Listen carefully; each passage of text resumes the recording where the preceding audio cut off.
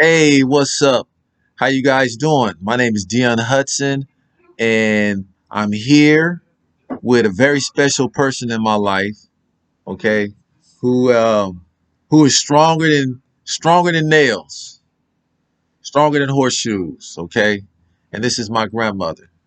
Introduce yourself to him. My name is Redonia Owens. I was born April 16, 1929. I'm now 92 years old. Right. Okay. Yes. So I asked my grandmother to do this video with me because there are some things that are important that has a tendency to get lost over time. People forget, and a lot of people don't appreciate, beneficial information. They don't appreciate wisdom. And my grandmother, she's been blessed to be on this earth 92 years, and she has a whole lot of wisdom when it comes to life. So I'm going to ask her life questions, and I want you guys just to listen, take it in, take it to heart, and hopefully you guys will appreciate it and benefit from what she has to say. So the first question I'm going to ask my grandmother is, how was you raised, and where was you raised at? I was raised in Dallas, Texas. We moved to Dallas in 1936 1936. uh, from Marshall, Texas. Ah, okay. What would you describe your upbringing? What would you describe your upbringing? I describe it as my upbringing is a lot of knowledge and wisdom from my mother and my father. You was raised by your mother and father. Yes. Okay. So my grandmother, she comes from a complete household where her mother and her father both raised her. How many sisters and brothers did you have? Uh, I had six brothers and six sisters that was raised until they were grown. We lost my mother and my father, lost babies, and he's the father. He was the father of 18 children. Okay. Okay. And how would you describe your upbringing? Did you have an okay upbringing, a good upbringing? I think I had a good upbringing because we came here during the Depression Hmm.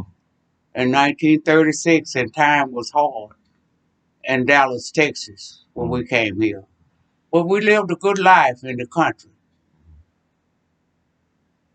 We had chickens, hogs, cows, and hard time hit us when after we made the move to Texas, Dallas, Texas.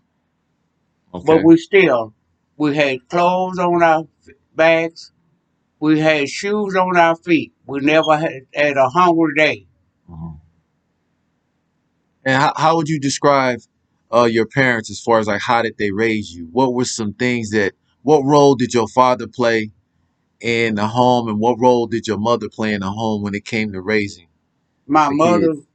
was the housekeeper. She kept house. My daddy did the work and the bringing in. We don't know. He would tell us, "You don't know where I got this money from. I could have stole it, or why how you were eating every day."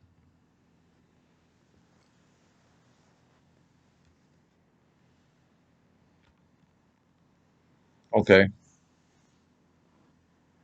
So my grandmother, her parents, she had parents that played their roles. Each one knew its role. Each one knew their role, and they played their role in order to raise a family. Um, what's wrong with what would you say is one of the wrong? What would you say is one of the things that are wrong, and what would you say is one of the things that causes a relationship to go wrong these days and time? For not listening to one another, Uh huh. uh, a relationship is a give and take thing. You have to give and you have to take. And when you say give and take, what do you mean? Yeah. Bill, you have to meet one another halfway. That's the way I feel like. Okay. You can't have it your way all the way. Uh-huh. You So have to give and you have to take. okay. So it's somewhat similar to there's no I in team. You know, in a team, it takes everyone to work together in a team in order for that team work.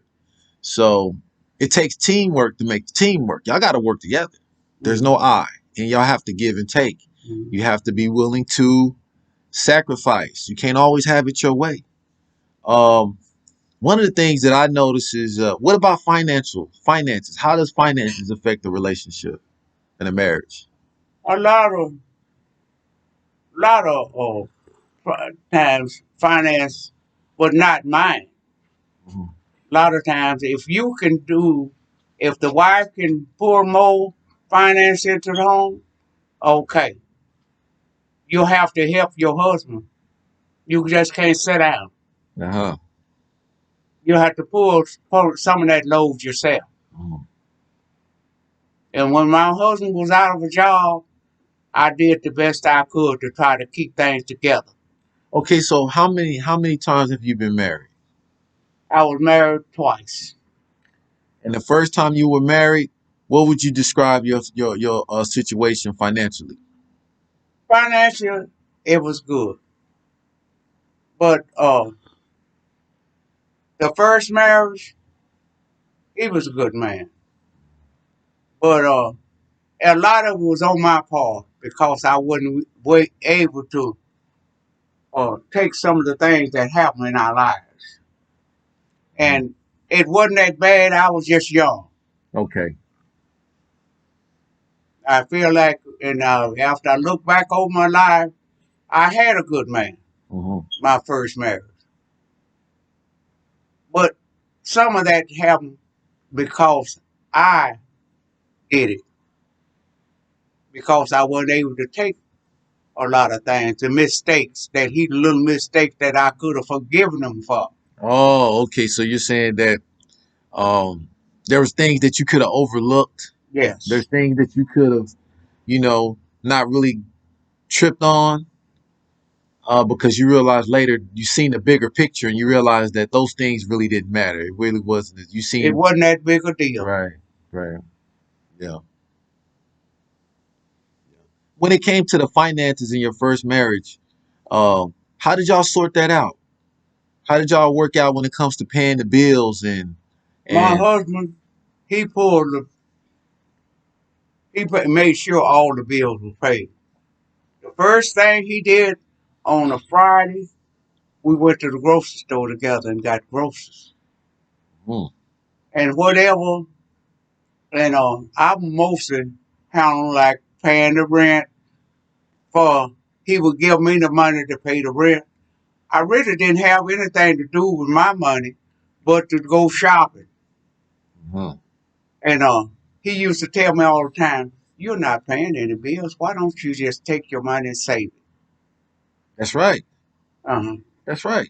He told But you I right. couldn't. I had to have little earrings and little shiny jewelry and stuff, and I'd spend my money. Yeah, yeah, But yeah. he didn't want me to work, really. Uh-huh. He wanted me to stay at home and keep the house and cook because he loved to eat. Okay. The main thing he loved was red beans. Red beans Yeah. red beans with And chili cornbread and cornbread. You can't and beat that. That's biscuits. nice. And He wanted biscuits. me to do all of that. He wanted me to be a housewife. Okay. So you would say he was a very righteous man, a very Yeah, uh-huh. okay. Was he religious or non-religious? Oh, he was religious. Religious, okay. Uh-huh. But was he the type to let religious influence his marriage, or did he just, or was he more just using common sense? No, common sense, because he raised his own self, really. Uh-huh. He raised himself from 16 years old after his mother passed. Oh, okay. So also He, he was used to being by himself. uh-huh. Okay, he He just didn't need. want to live with his grandmother, Uh-huh. so he got out there and made it for himself. That's right. So at 16, his mother passed away. What's his name? Because we never said his name. Once I tell you, Or if you don't want to, you don't have to. You don't have to. You don't well, have to. his last name was Hudson. Okay. Okay. And so from 16, he was living on his own, Uh-huh. and he learned how to survive. So, he didn't really need no help when it comes to taking care of bills and stuff like that. Um, So it sounds like he was fair. Sounds like he was a fair man. Like he wasn't a tyrant. He wasn't abusive. mhm. Was he? He was a good man, right? That's right. And now, as far as your second marriage, how did y'all handle finances in your second marriage? The second marriage, Uh-huh. my second husband never told me not to go to work.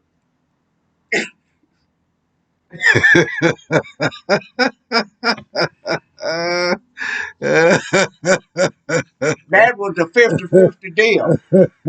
No, it was 50-50 then. Uh-huh. Yeah. So He so never told me not to go to so work. so how did y'all work out paying the bills and the finances? How did y'all work that out? Well, mostly he put the heaviest load. He pulled the heaviest load. But Okay. he never told me not to go to work. Okay. So what bills were he? Whenever he was out on a job, Uh-huh. I paid all the bills. Okay. Hmm. Okay. So did he? I mean, what bills did he pay and what bills did you pay? Well, it wasn't no, uh, I pay the light bill and you pay the light bill. It's just so much money we put in it on the bills. Okay. Whatever need to be paid.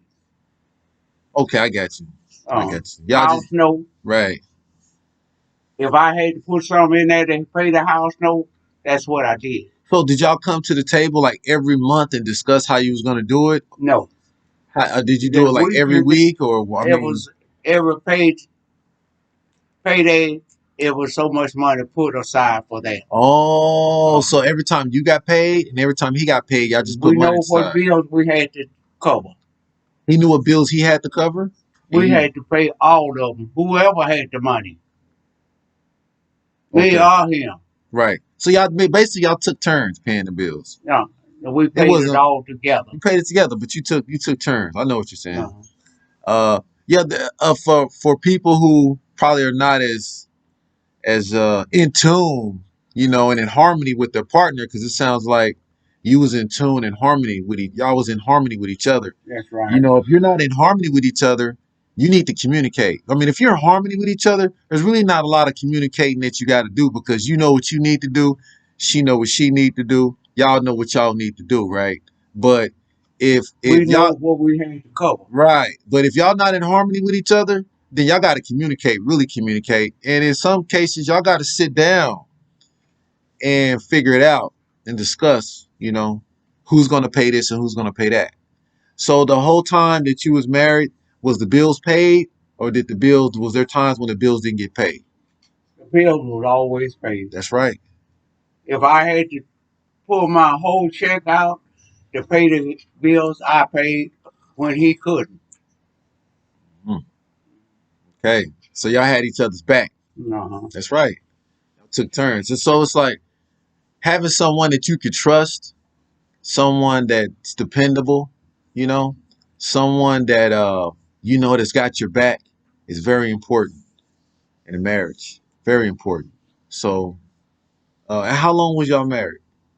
30 years. 30 years. Second marriage. Okay. Now, what I want to know is what does it take to be in a successful marriage? What does it take? What are some key things that it takes for, two people Togetherness. together? When you say togetherness, what do you mean? I mean, that's a word, but Uh, what does it mean? well, let me see what I would say. Like you said, we got to have one of those back. Yeah, Um, yeah, yeah, we got to make sure that we can succeed. uh-huh. Mhm. And I can't go through all of that, but we have to work it out together. Yeah. That's what I call togetherness. Togetherness, right. Mm. Yeah. What are what are some issues or common what are some common issues that a couples have to deal with in a relationship? And then this is common and ways that you dealt with it. How did you deal with it in your way? Mm.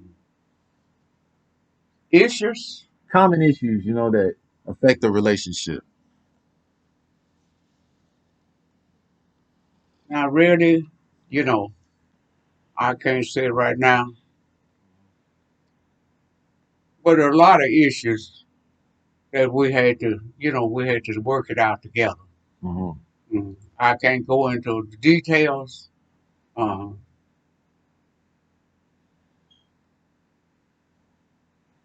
Okay, but just in general, like, okay, we'll say,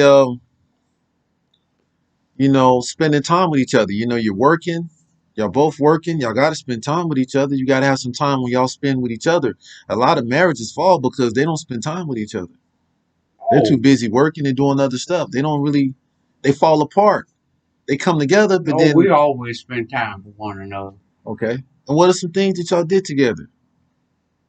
A lot of things, going out to dinner, Okay. one thing. Birthdays, we Birthdays. celebrate one another's birthday. We might go out. Okay. Hmm.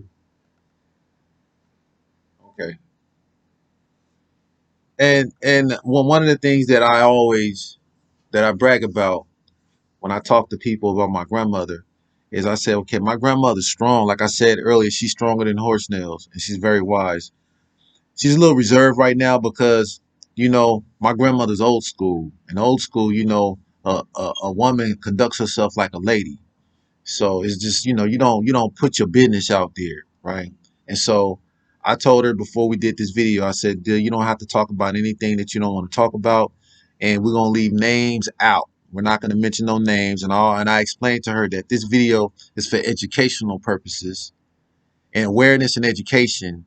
This is for the youth and for people out there who want to know what it takes to survive, and not just survive, but know what it takes to be in a successful relationship. How are people supposed to handle themselves to be in a successful relationship? So this is valuable knowledge. This is powerful, right? If you take it to heart. One of the things that I brag about when I speak about my grandmother is her work ethic. How long was you at that job that you worked at there? 45 years. 45 years in one job. Okay. 45 years in one job. All right. The way you stay on those jobs, you have to give and take on the job. Okay. When you say give and take, what do you mean? I mean, you have to uh, harsh words from a supervisor. Sometimes I have went in the bathroom and cried and come back in and with a straight face because I was intent to stay there. You heard that? You heard that. So you got hit with something very hard. So a supervisor said something to you that must have been very bad, probably even really disrespectful. But you took that. I sure did. Yeah. And why did you take it? Because I had to survive. You had to survive. And When I wanted to keep a job because I wasn't going to job around. Okay. From one job, you stay on one job, you stay there and you try to grow on that one job. Right. Okay. So Jobbing around is not good. no, it's not good. That's not You moving from grow on one job right. and you learn everything you can learn on that one job. Okay. So if anything come up, if they phase out one job, you can take another one right there and stay there. Hmm. So you want to learn all the different positions. That way, if you ever need to move around, you can move around. That's right. That's right. Okay. Okay. Did they have forklifts then? Did you drive a forklift? No, no. Okay, that's okay. I was a lead. Okay. Um, So I was doing supervisor work, but I was a lead person. as a lead person, okay. But I was really doing all the paperwork and everything, Okay. which they called it was a lead. It wasn't a supervisor's job. I Mhm. was on the clock.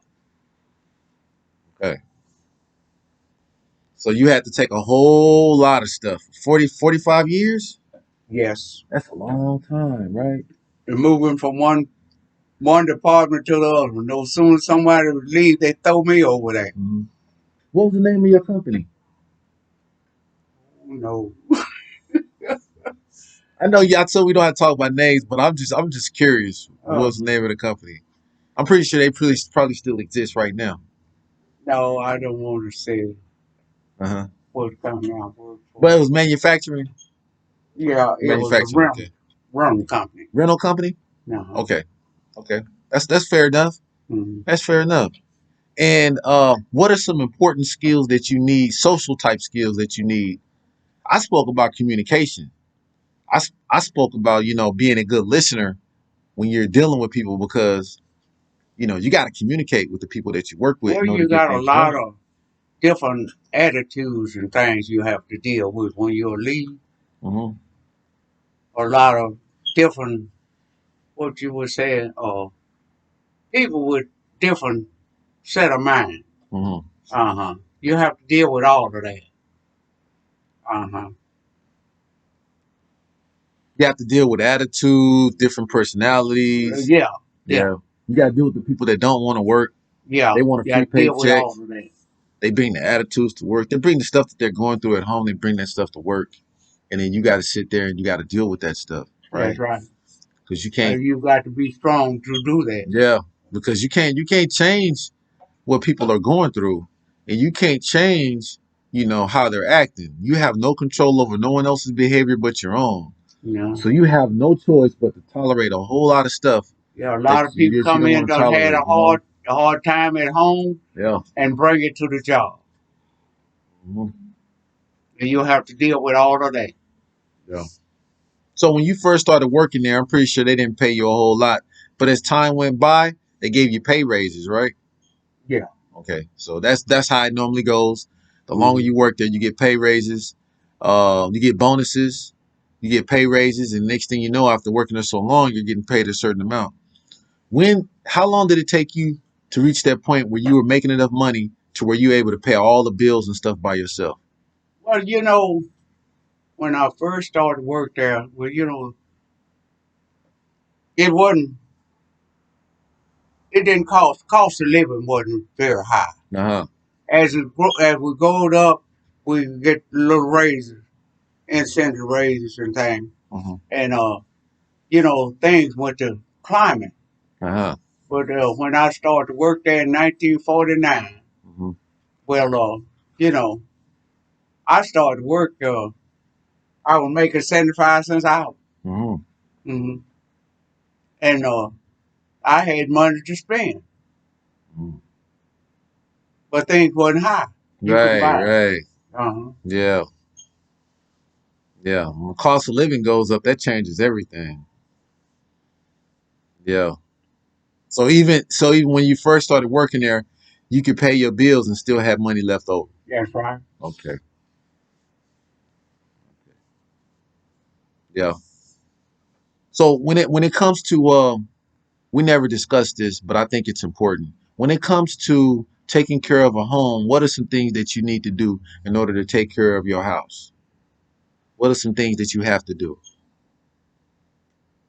Oh, This is the big one. This is a long one right here. It takes a lot. I talk to my grandmother about this a lot, and it takes a lot to be able to take care of your house. You got to put in effort. yeah, cleaning. Cleaning. Uh-huh. You got to fix things if you can. It saves Uh-huh. money. If you can fix it yourself, you don't have to pay nobody else. That's a Mhm. benefit. Um, Yeah, you got to keep your yards up, your inside clean, mhm. and everything. Uh, I can't really go in. but I don't like a dirty house. No. I don't like dirty clothes. Yeah. I don't like for nobody to come in and open my door and can smell the odor. Yeah. And most of the thing you got to have is home insurance. That's right. You got to have home insurance because you can't afford to. There's certain things you can afford to do, and there's things that you can't afford to do. So if you're living from check to check, like most people are in America, right? Um, then you need your homeowner's insurance to cover some things that may break because of a storm, because of this, because of that. You need homeowners insurance. How important is homeowners insurance, Dill? That's very important. Mhm. So if a storm would come through and blow your roof off, well, you need that because you probably ain't accumulated enough money to pay for it out of pocket. Right. Yeah. But you going to pay for it by paying monthly. Hmm. Yeah. You've already paid for it. Yeah. What When about you what about plumbing expenses? what? Plumbing expenses. Does homeowner insurance cover plumbing expenses? No, you'll have to have all of that in it. It don't cover all of that. Mhm. So certain things that Certain homeowners. things depends on what kind of type of insurance you have. Mhm. So kind of like the car where you have liability and you have full coverage. It Mm-hmm. depends on if you have full coverage on your house. Mm-hmm. So I would say the best is whether it's car house, full It depends coverage. If you can get full depends on coverage, get full coverage. how much insurance you have. Yeah. If you can get full coverage, get full coverage. Try to cover everything because the more you cover, the less money gonna come out your pocket. Depends on whether you can pay for that money. Yeah, that's true. Mm-hmm. That's true. Yeah. So I think I'm gonna wrap it up. This is a pretty long video. It's like almost 30 minutes, right? So I'm gonna wrap it up. It's been a pleasure sitting here, after so many years of being away from home and um, not being able to speak to my grandmother the way I can speak to her now. It's a pleasure to sit here, and it feels good to sit here and talk to her about real life stuff, you know. And like I said, she has a whole lot to offer.